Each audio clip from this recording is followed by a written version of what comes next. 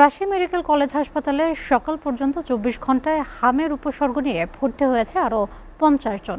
বর্তমানে এ সংক্রান্ত মোট রোগীর সংখ্যা ২৩০ জন।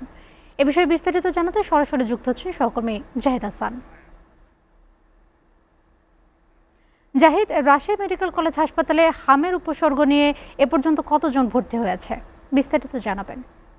রোদেলা, আসলে আমরা যেমনটি দেখেছি যে আসলে জানুয়ারি মাস থেকেই কিন্তু যে হামের যে প্রাদুর্ভাব এটি কিন্তু শুরু হয় এবং আমরা গত ২৪ ঘন্টার মধ্যে ৫০ জন হাম উপসর্গ নিয়ে কিন্তু রাজশাহী মেডিকেল কলেজ হাসপাতালে রোগী ভর্তি হয়েছেন।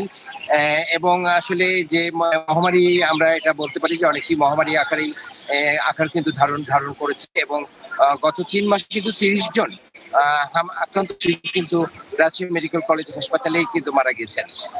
এবং আজকে দুপুরে বিএনপির স্বাস্থ্য বিষয়ক সম্পাদক ডাক্তার রফিকুল ইসলাম আসলে এই জন্যই শিশু ওয়ার্ড পরিদর্শন করেছেন এবং রাজশাহী মেডিকেল কলেজের চিকিৎসকদের সঙ্গে তিনি মত বিনিময় করেছেন।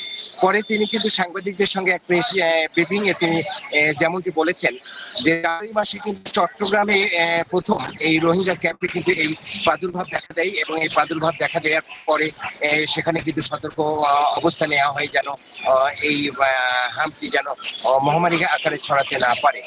কিন্তু তিনি যেমনটি বলেছেন শুধু রাজশাহীতে নয়, এটা সারা দেশের ১৫টি জেলাকে কিন্তু চিহ্নিত করা হয়েছে হামির ঝুঁকিপূর্ণ এবং প্রচুর রোগী কিন্তু সেখানে আক্রান্ত হয়েছে।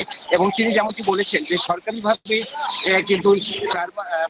সরকারিভাবে ৯ মাসে এবং ১৫ মাসে শিশুদেরকে হামের ২টি টিকা দেওয়া হয়, কিন্তু বর্তমানে দেখা যাচ্ছে যে ৪ থেকে ৫ মাসে যারা আক্রান্ত হচ্ছেন অধিকাংশ কিন্তু ৪ থেকে ৫ মাসের শিশু।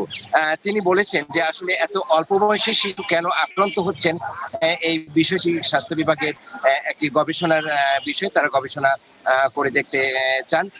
এবং রাজশাহী মেডিকেল কলেজ হাসপাতালের যে চিত্রটি, হাম আক্রান্ত যে শিশুগুলি তারা কিন্তু ছড়িয়ে ছিটিয়ে চিকিৎসা নিচ্ছে এটা শিশু ওয়ার্ডে, সেখান থেকেও কিন্তু চিকিৎসকরা মনে করছেন যে আসলে বেড সংকটের কারণেই এমনটি হচ্ছে না, তবে স্বাস্থ্য বিশেষজ্ঞরা বলছেন যে হাম আক্রান্ত বা হামের উপসর্গ নিয়ে যারা আসছেন তাদের জন্য একটি আলাদা ওয়ার্ড নির্ধারণ করতে।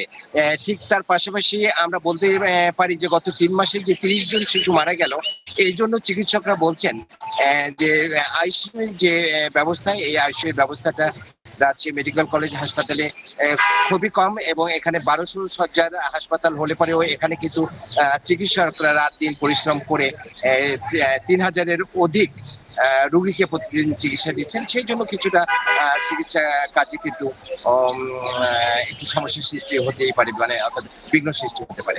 রোদেলা, এই ছিলই আমার হাম মহামারী সংক্রান্ত রাজশাহী মেডিকেল কলেজ হাসপাতালের সর্বশেষ তথ্য।